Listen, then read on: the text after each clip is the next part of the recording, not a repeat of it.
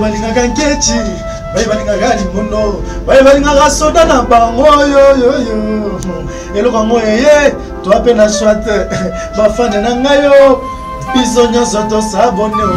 Massivement na kati ya Congo Winner TV, na beni ba fane tout, avec les filles na noche donc ba tout balinganga, ba tout balinga musala, ba tout mosepela na musala, ba tout na sepelisa na banda, donc ce qu'on molanda nga lisusu bien donc bon mon nga lisusu bien abonnez-vous na kati ya Congo Winner TV, la chaîne oyo iyi osepelisa biso, osepelisa yo to talanga kama na seni abana siso bato nyonso balingaka ya nza ko s'abonner. Congo Winner TV. Congo Winner TV. La Cléopâtre Sarah Kabundi, Banouzi Yamboka na temps réel, chaîne Kangi Londres Mobimba, Balobi Bisoto. C'est ça kaka moko na Londres, Congo Winner TV. Babi biso nyonso to s'abonner na Congo Winner TV. Sarah Kabundi en direct de Londres. Babito s'abonner massivement net na film. Congo Winner TV, Sarah Kabundi. S'abonner massivement na chaîne Nabino Congo Winner Télévision.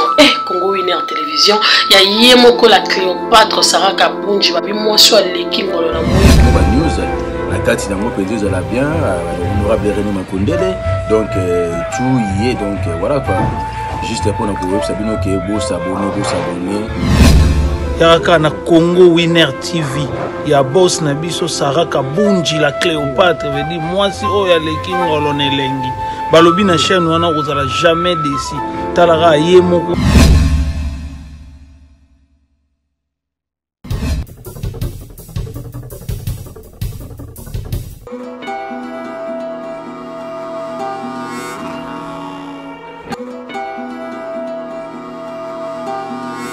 Bonjour, c'est votre humble servante Miami Abela Bimosan de la Leno.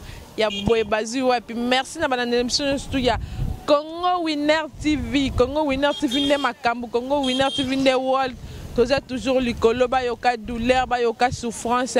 Merci à tous nos abonnés, merci à tous nos fans. Bino bato bozo commenter, bozo liker, bozo aimer. Merci na bino pe bato non nous s'abonner na Congo Winner TV. Abonnez-vous massivement sur Congo Winner Télévision. J'espère que na simananga déjà bozo mona kalamu na simananga toza précisément awa na commune ya Kalamu na quartier Yolo Nord.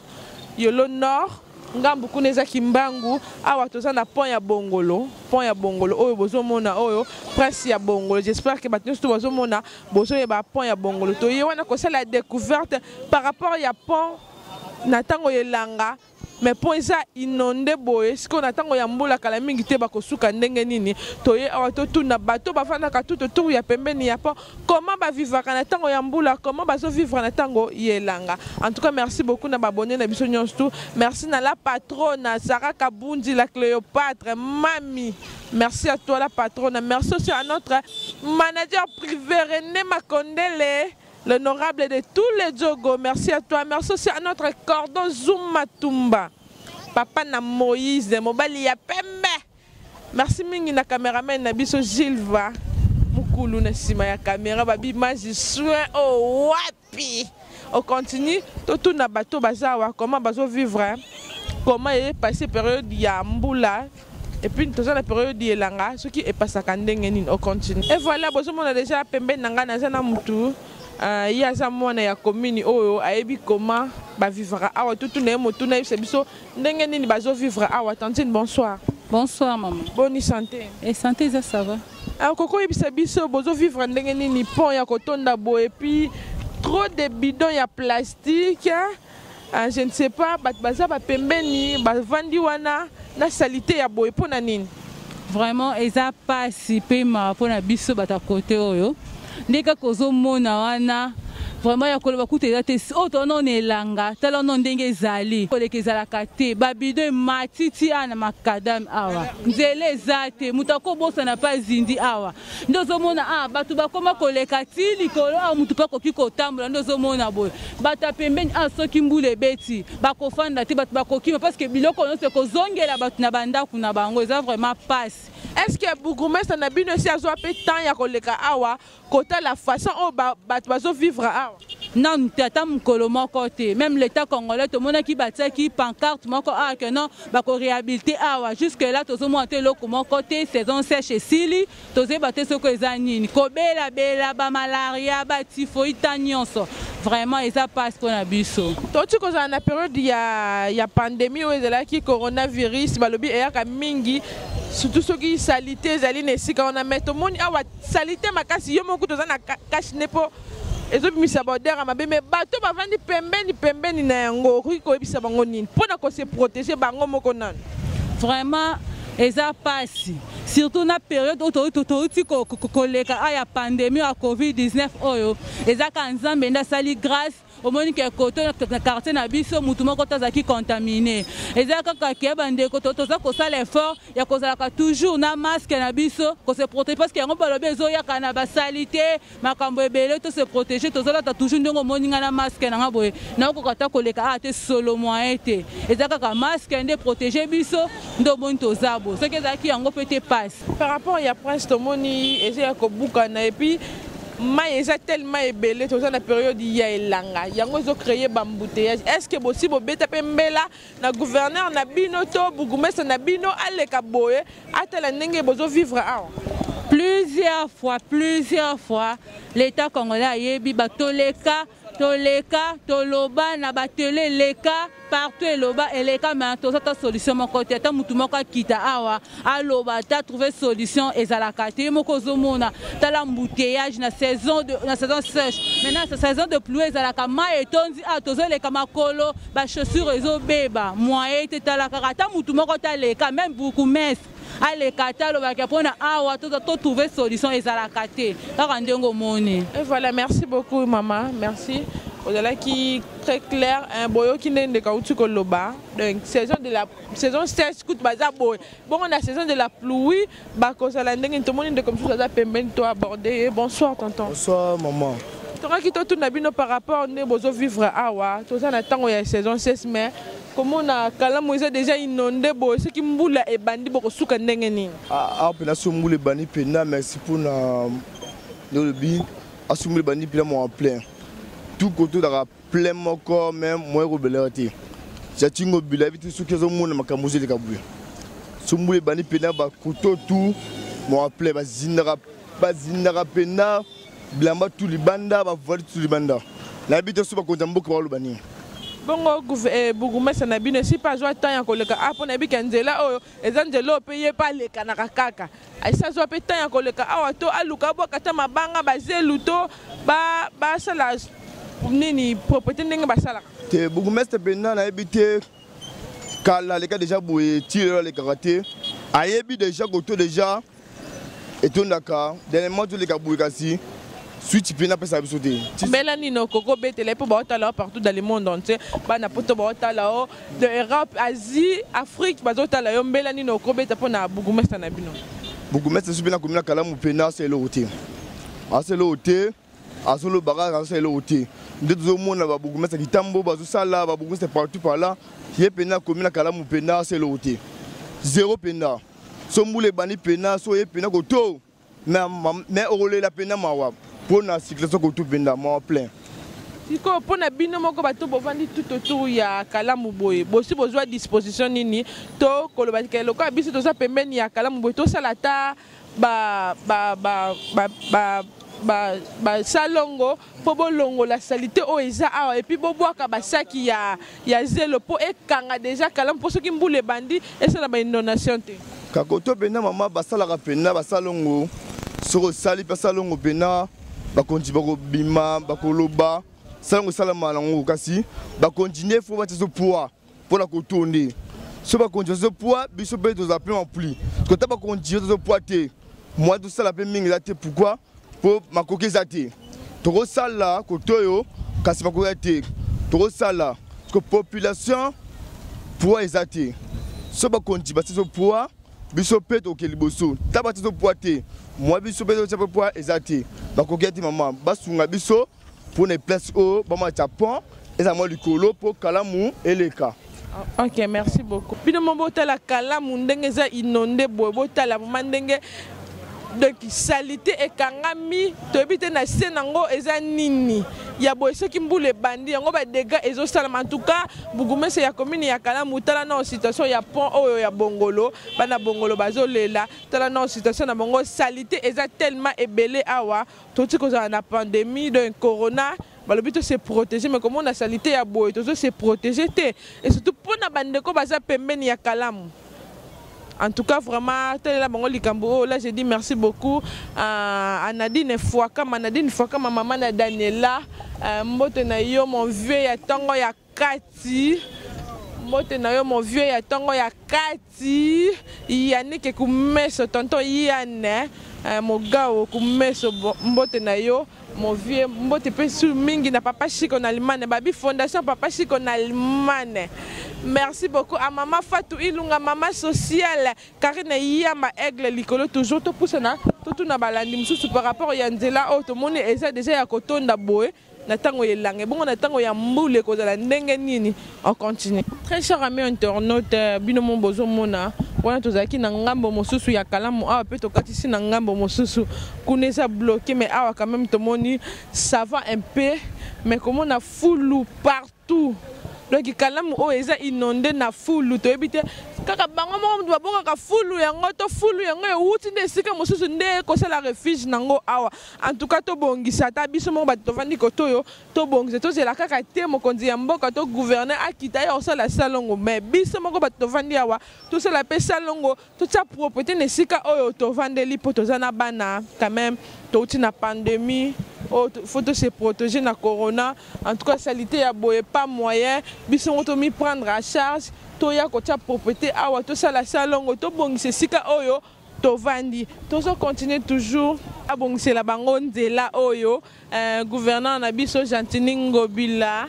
Atala nzela oyo pona bana bongolo ba chofanyo stu ya bongolo bazolela pona nzela na bango kalamu eza inondé yango ezo créer ba embouteillage yango ezo créer ba accident belé parce que nzela eza bien te tozo continuer kaka awa na bongolo wana bozomona bino moko nzela wana bozomona bien prince ya bongolo prince oyo ebimati 7e rue limité yango oyo toza na bongolo donc prince eza ya kobeba prince eza inondé.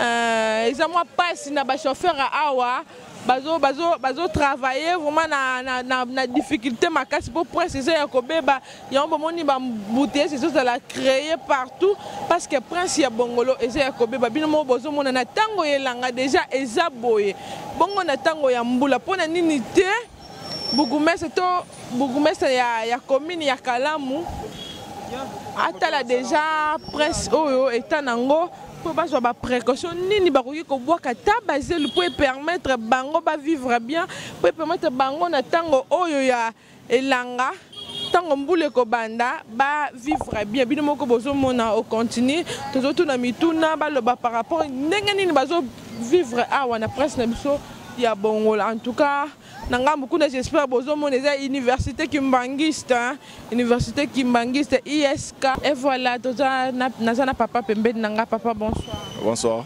Comment vous appelez? Moi je m'appelle Bombambo David.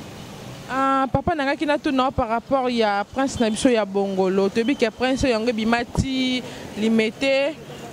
Comment on a boyé? Est-ce que besoin peut temps déjà ya kobeta mbela et puis ya gouverneur to ba konzi mboka batel la bino likambu ya prince oyo?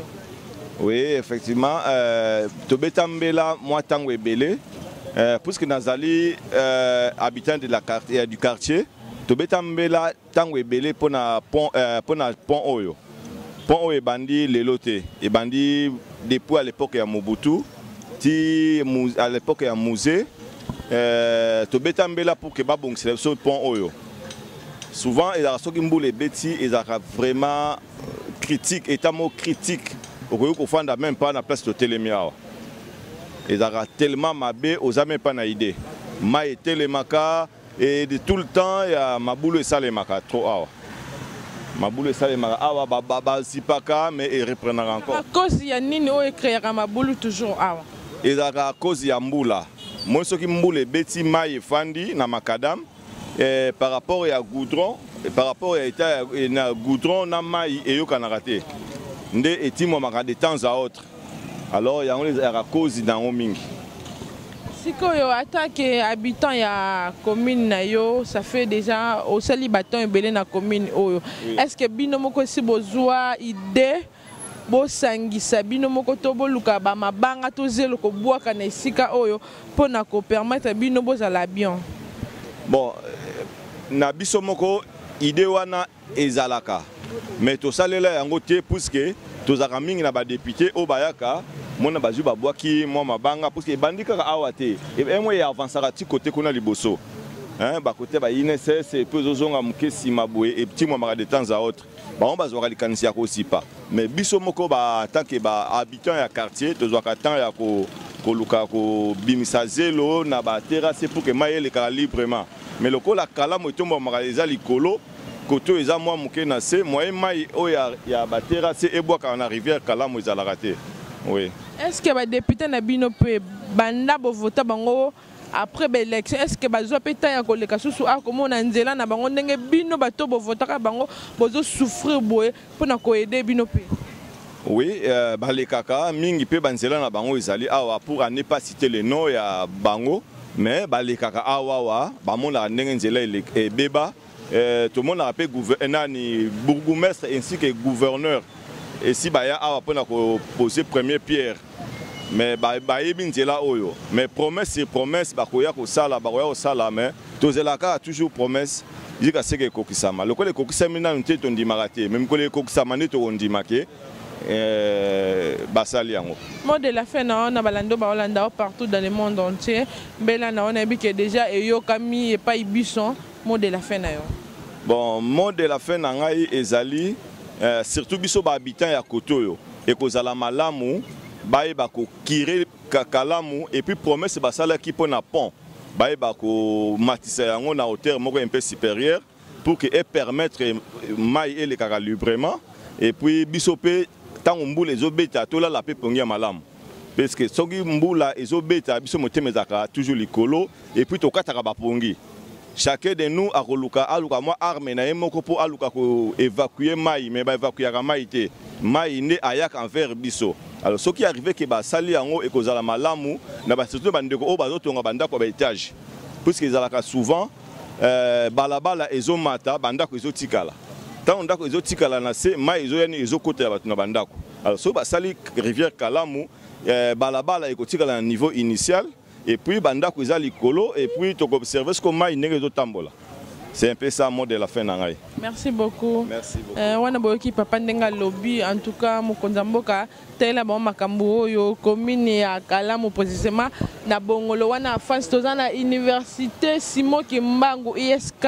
Voilà on continue wana zana papa pembeni nanga papa bonsoir. Bonsoir maman.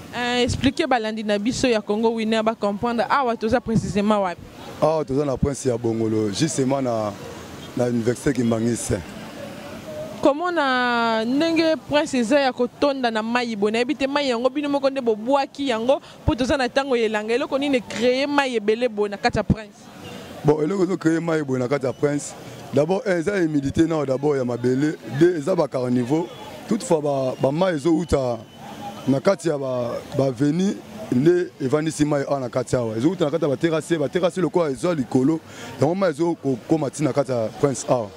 Mais eloko eza te nécessaire que tout le monde gouverneur de la ville a posé pierre alors que va poser pierre bien mais pour n'a pas ça misala jusqu'au moment où tout le monde a misala ça mais tout le monde a qui commis na temps mbula donc tout senga que gouverneur de la ville en tout cas ça papa na biso ya ville a mi côté la biso likambo pour parce que ba mai oyo soki mbula beti ezonga tina kata bandako kota la ba venir ezokota tina bandako en tout cas ça malamu te batu musuba kufaka musuba perdre biloko.